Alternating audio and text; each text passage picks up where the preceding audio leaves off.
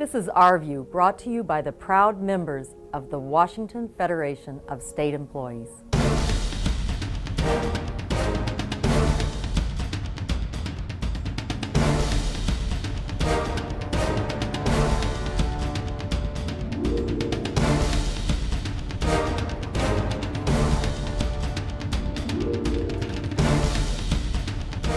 Healthcare is a concern for every worker. Millions don't have it. Millions can barely afford it. Workers and healthcare providers recently rallied in Seattle to say, "We want action and quit stalling."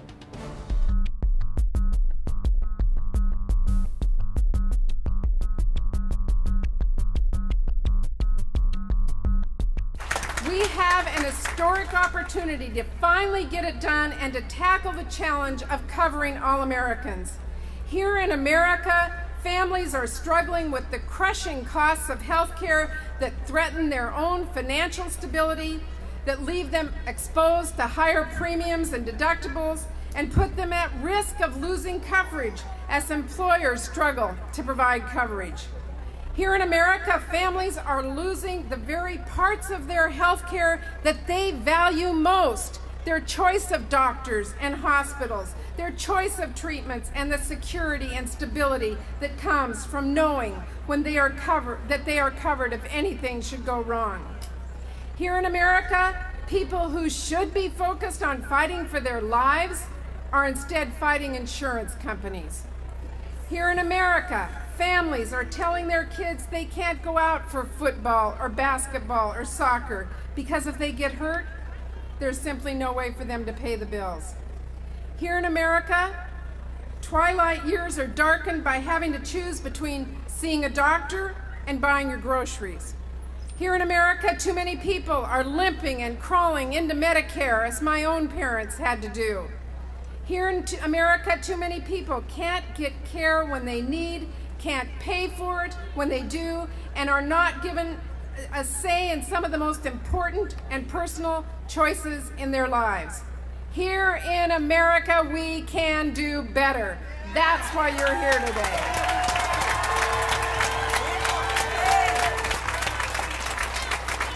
Now, be prepared. There are some critics out there who say now is not the time to pass health care reform in this country.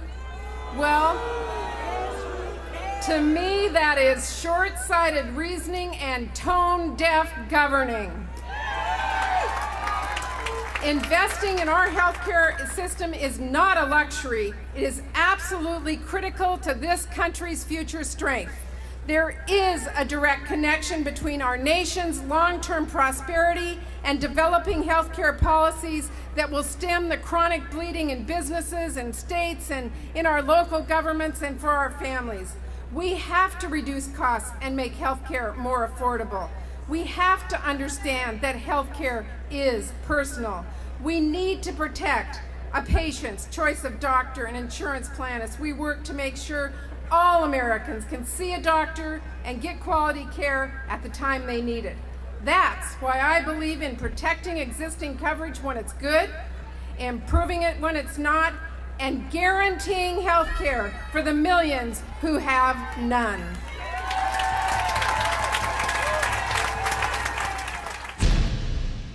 The Employee Free Choice Act is gathering steam and support for workers across the nation.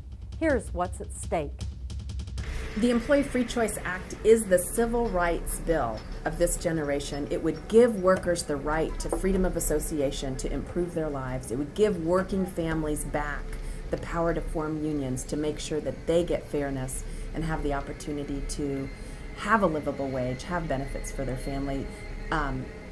The opposition has misrepresented what EFCA is about. This is a civil rights bill about the right to freely associate and form unions to improve your lives.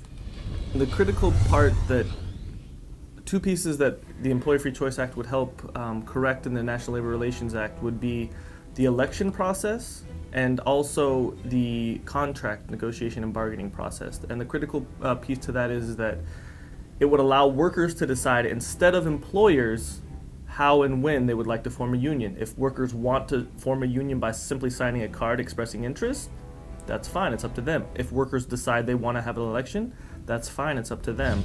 Right now, the choice is with the employers. This act gives power and justice to the workers to be able to decide for themselves how they would like to form a union. The other part of that is that it is very difficult now.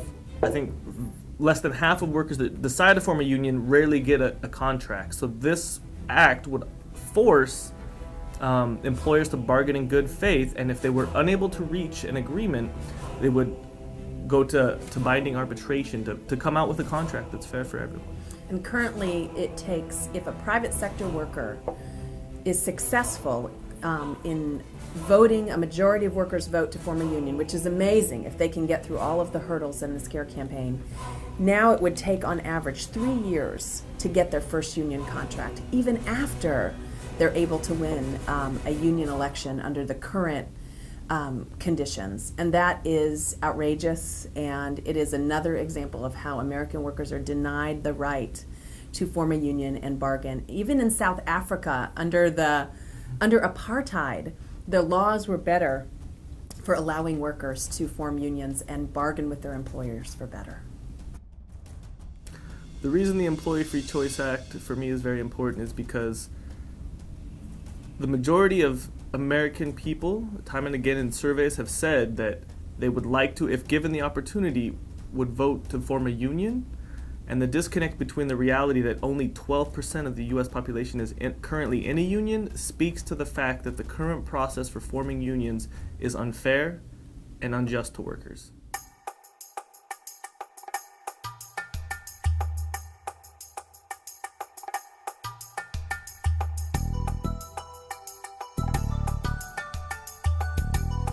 Our economic crisis is something we share across the world.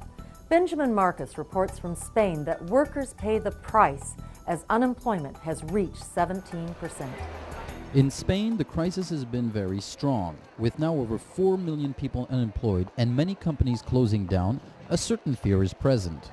In 2007, unemployment was less than 8%, but now it has reached a record of over 17% in just 2 years. The construction sector has been the most affected. In 2000, Spain has had an economical boom in real estate, creating many jobs in construction. But the real estate speculation has been raising the price of housing very high, making it harder for middle-class families to buy a house. José Blanco, director of the paper Rojo y Negro, says that there have been many crises every so often. There are cycles to it. In a capitalist system, there are always economical recessions and expansions. But what we can see is that when there are expansions, companies make profits. But when there are recessions, the workers pay the bill. Many people are concerned and are making changes in their everyday lives by spending less. This woman thinks that many countries should unite regarding the situation. This restaurant manager thinks we are in a delicate situation now. I have seen that the everyday spending has gone down 10 to 20%. Life is getting harder. Spending and tourism has gone down, and we can see the difference now.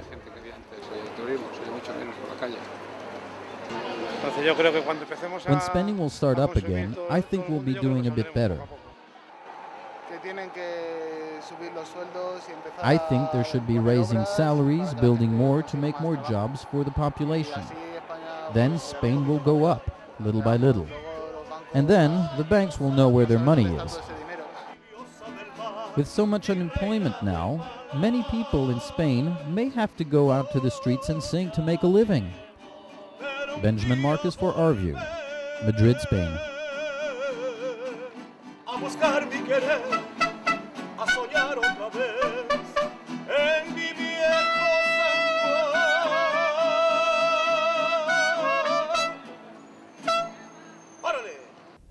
A look at our union history. Here's Ross Reeder. On May 9, 1934, longshoremen from Bellingham to San Diego walked out for union recognition and a contract. Sailors joined them several days later. Employers recruited strikebreakers, housing them on moored ships or in walled compounds and bringing them to and from work under police protection. Strikers attacked the stockade housing strikebreakers in San Pedro on May 15th. 2 strikers were shot and killed by the employer's private guards.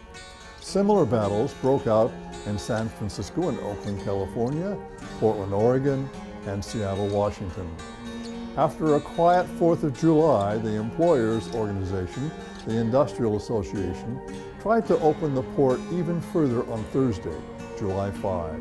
As spectators watched from Rincon Hill, the police shot tear gas canisters into the crowd, then followed with a charge by mounted police. Picketers threw the canisters and rocks back at the police, who charged again, sending the picketers into retreat after a third assault. Each side refortified and took stock.